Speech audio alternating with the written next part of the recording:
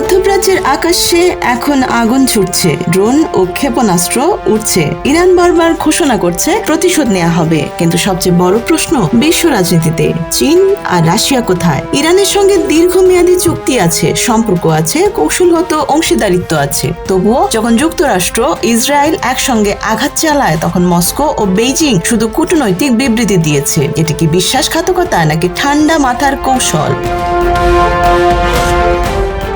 ইরানের সর্বোচ্চ নেতা আয়াতুল্লাহ আলী খামেনির মৃত্যু গুজব ছড়িয়ে পড়ার পর তেহরান ঘোষণা দেয় ইতিহাসে সবচেয়ে ভারী প্রতিশোধ নিতে যাওয়ার। উপসাগরীয় অঞ্চলের মার্কিন ঘাঁটি, তেল আবিবের বিভিন্ন লক্ষ্যবস্তু, সব জায়গায় পাল্টা হামলা। কিন্তু এই উত্তেজনার মধ্যে প্রকাশ পায় ইরান এতটাই একা নয়, তাদের পাশে থাকা উচিত চীন ও রাশিয়া।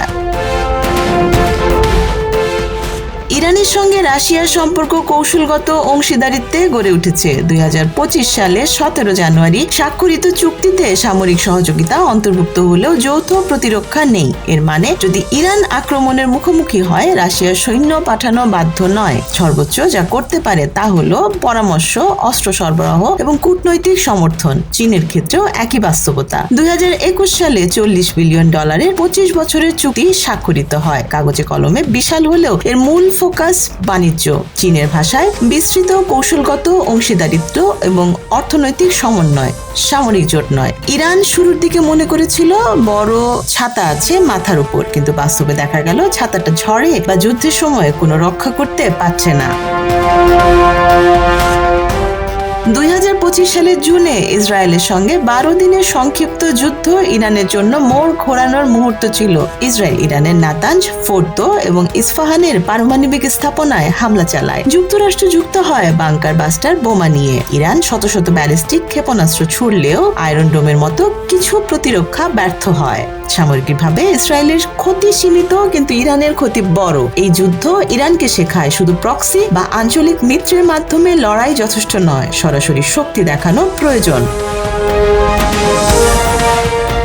বর্তমান উত্তেজনার জবাবে ইরান শাহেদ ড্রোন, উচ্চগতির ক্ষেপণাস্ত্র এবং আঞ্চলিক মিত্রদের ব্যবহার করছে। হিজবুল্লাহ উত্তর ইসরায়েলে রকেট ছুড়ে দিচ্ছে।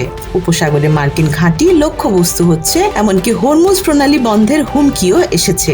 এটি শুধু সামরিক বার্তা নয়, অর্থনৈতিক চাপের কৌশলও। প্রণালীর মাধ্যমে বিশ্বের 20 থেকে 30% তেল পরিবহন হয়। ইরান বলছে 1 ফোঁটা তেলও বের হতে দেবে না। তাহলে মিত্র এই বিপদে চীন, রাশিয়া সরাসরি কেন ঝাঁপাচ্ছে? কারণ যুদ্ধ মানে শুধু গুলি নয়, ব্যবসাও। 2025 সালে ইরানের সমুদ্রপথে রপ্তানি করা তেলের 80% কিনেছে চীন। প্রতিদিন গড়ে 1.38 মিলিয়ন ব্যারেল। চীনের মোট আমদানির মধ্যে এটি 13% বেশি। রাশিয়াও ইরানের ড্রোনের বড় ক্রেতা, যা ইউক্রেন যুদ্ধেও গুরুত্বপূর্ণ ভূমিকা নিয়েছে।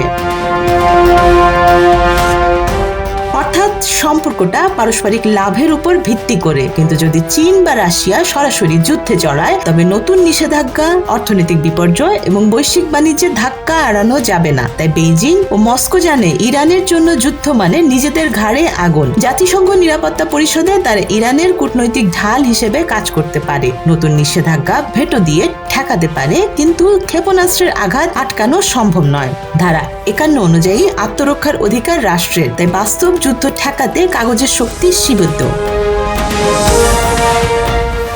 বিশ্লেষকদের মতে চীন ইরানকে তাৎক্ষণিক যুদ্ধ সঙ্গী হিসেবে নয়, দীর্ঘমেয়াদী কৌশলগত কার্ড হিসেবে দেখছে। যুক্তরাষ্ট্র যত ইরানের উপর চাপ বাড়াবে, তেহরান তত চীনের দিকে ঝুঁকবে। কম দামে তেল দেবে, বাজার খুলবে, পশ্চিমা প্রভাব কমবে। চীনের লক্ষ্য সরাসরি যুদ্ধ নয়, সময় নিয়ে লাভ। রাশিয়ার ক্ষেত্রেও একই ছবি, সমর্থন প্রতীকী, সামরিক নয়। দ্বিতীয় বিশ্বযুদ্ধের সময় যুক্তরাষ্ট্র, সোভিয়েত ইউনিয়ন এবং চীন ছিল মিত্র। একসাথে লড়েছিল জার্মানি ও জাপানের বিরুদ্ধে। আজকের বাস্তবতা উল্টো। ওয়াশিংটন, মস্কো এবং বেইজিং তিনজনই প্রতিদ্বন্দ্বী। বিশ্ব রাজনীতি এখন জোটের থেকে স্বার্থকেন্দ্রিক। ইসরায়েল যুক্তরাষ্ট্র সম্পর্ক কার্যত জোট। ইরান রাশিয়া চীন সম্পর্ক অংশীদারিত্ব। যতক্ষণ লাভ আছে ততক্ষণ সমর্থন। যুদ্ধক্ষেত্রে ইরান প্রায় একা। রাশিয়া ও চীন কূটনৈতিক সুরক্ষা, অস্ত্র ও অর্থনৈতিক সহায়তা দিতে পারে, সৈন্য পাঠাবে না। কারণ লক্ষ্য ইরানকে বাঁচানো নয়, নিজেদের স্বার্থ রক্ষা। এই মুহূর্তে যে শুধু প্রশ্ন ইরান বনাম ইসরায়েল নয়, প্রশ্ন হলো বিশ্ব রাজনীতির নতুন বাস্তবতা কি? বন্ধুত্ব কি এখন যুদ্ধের প্রতিশ্রুতি দেয়, নাকি সব সম্পর্ক এখন কেবল হিসাবের অঙ্ক? উত্তর খুঁজে দেখুন, কারণ এই খেলা কেবল মধ্যপ্রাচ্যের নয়, এটি পুরো বিশ্বের, এমনকি বাংলাদেশের জন্য গুরুত্বপূর্ণ। Desk report, Dhaka express.